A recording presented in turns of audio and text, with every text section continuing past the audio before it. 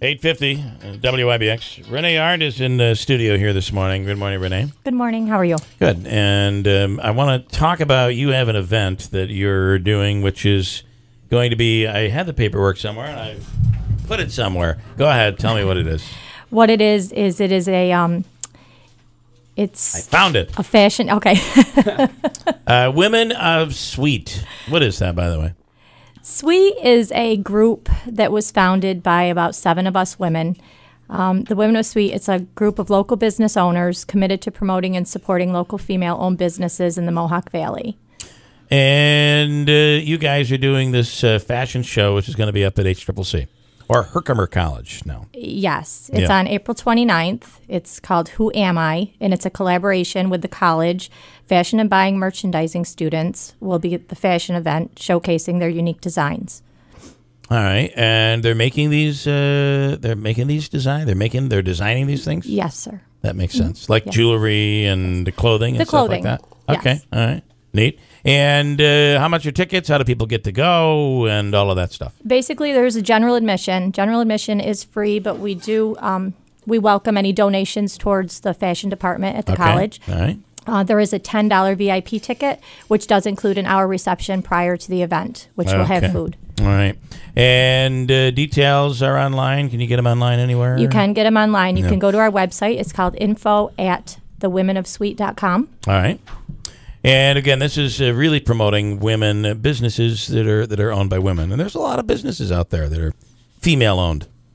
Yes. Yeah. Yes. Rondinelli, this would be something they could dress you up in something, and you could be a part of the show. Maybe if you ever do need a model, a male model, wouldn't that be nice? I will let them know. You could call Andrew. We're loaded. We're filled with models here. The whole place. It was funny when we were in New York City. I've been on a runway before. It was funny in New York City last week, and we saw the Fox News. We're in the Fox News building, and there's the radio side, and there's the television side. And what is very, very interesting is to look at the radio, and they say, "Oh, you have a face for television, a face for radio." It is very interesting to look through the radio side, and you're like, "Yeah, I'm definitely in the radio side. This isn't the TV side." So, yeah, that's us, filled with models. I wanted to talk, Rondinelli, about, first of all, Kasich on Friday night. On Friday, yes. What a contrast. If you were at both, you know what I'm talking about. You were at Trump. So Trump, 5,000 to 6,000, boisterous crowd, very loud, very upbeat.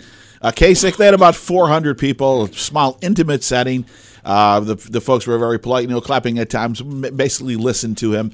And the interesting thing was the security to get in. And we were lined up sort of in the corner of the media waiting to get in. And they opened up the door and they go, "Okay, all media, come on in." And we didn't even have to show passes or anything. They just looked in our bags for what gear we had. So it was just a totally different event from the Trump event. And it was very interesting to be able to go to both. So actually, it seemed when it was all over that there were a lot of people there supporting him, and also they had the standing ovation.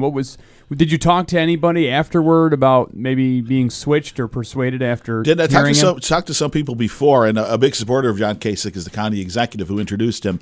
He actually made a comment during the talk. He says, "You got a county executive here. Yes, I like him because he supports me," or something. But I know a lot of people, I think, were Kasich supporters already that were there, from what I gathered. But he took some questions from the audience, and like Trump, who just was up there, screaming away. So it was totally different vibe.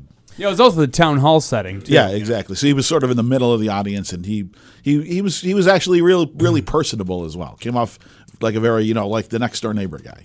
You saw, I'm choking to death over here, like trying to save you a little. Thanks. I don't know what I got in my throat, but I'm dying over here. Vinyl last night. I'm glad it was the season finale, not I wasn't sure when it went on if it was a one-shot deal. There's another run. Yes. Yeah. Very interesting ending, sort of left things up in the air about what's going to happen to the record company. And, still after how many episodes on it, 10 or 12, still not buying Ray Romano as that character. I just don't know why. Did you watch his program, Ray Romano? What was it called? Everybody Loves Raymond. Did you watch that? Yeah. That's probably why. I didn't watch it, so I have no problem with him and that character. But if you watched Everybody Loves Raymond, they have a tough time watching him there. So. Okay, quick break. I got to try to get my voice back here. Hold on tight. Coming right back at WIBX.